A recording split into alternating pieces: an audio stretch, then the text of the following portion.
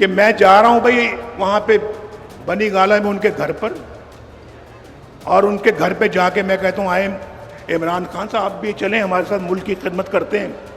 مجھے کوئی ضرورت نہیں جانے کی، ہمارے پاس کافی تعداد تھی قومی اسمبلی میں، اپنا ایک مینڈیٹ تھا، لیکن اس کے باوجود میں نے کہا ہم سب کو مل کر ساتھ چلنا چاہیے. تو میں اس غرض سے ان کے پاس گیا اور میں نے کہا کہ آپ آئیں پارلیمنٹ میں آئیں، آپ ہم سے آ کے بیٹھ کے مشاورت کریں، آئیں مل کے مشورے سے گورنمنٹ چلائیں.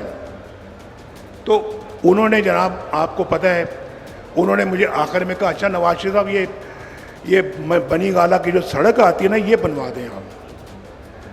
بنی گالہ کی سڑک پہ بات ختم ہوئی. میں نے کہا اچھا جی بنوا دیں گے. وہ میں نے ہفتے 10 دن میں بنی گالہ کی سڑک بنوا دی.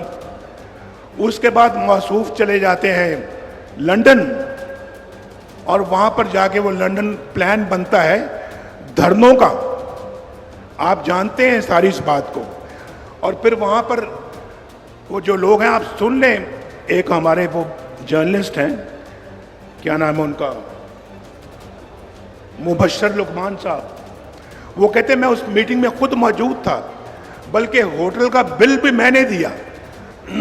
جو وہاں پہ وہ ایک اپنا وہ جرنیل صاحب تھے، ایک مولانا صاحب آئے تھے کینیڈا سے، اور ایک اپنا عمران خان تھے، پھر چودھری پرویز الہی تھے.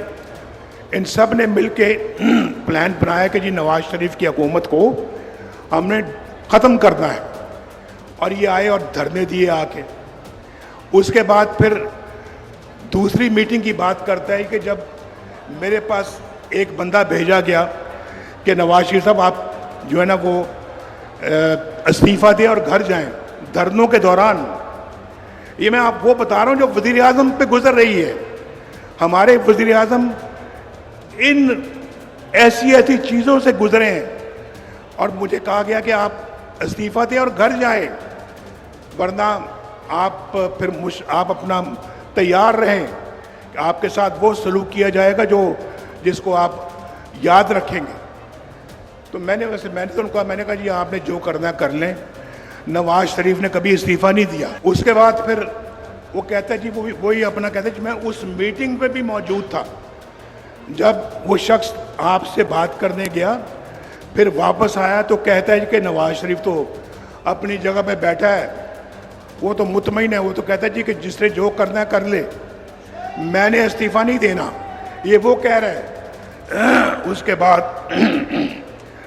کے بعد پھر وہ موصوف جو ہیں وہ یہ کہتے ہیں، میں آپ کو بتا رہا ہوں، لندن گئے تھے جرنیل ظہیر الاسلام، وہ کہتے ہیں کہ ہم نے اپنی خود بات کرتا ہے سنیں ذرا ملاحظہ فرمائیں. مختلف پارٹیوں کو ٹرائی کیا. خواجہ صاحب ادھر توجہ، ہم نے مختلف پارٹیوں کو ٹرائی کیا، ہم نے تیسری فورس کو الاؤ کیا. وہ تیسری فورس ہمیں لگا کہ شاید ڈلیور کر سکتی ہے،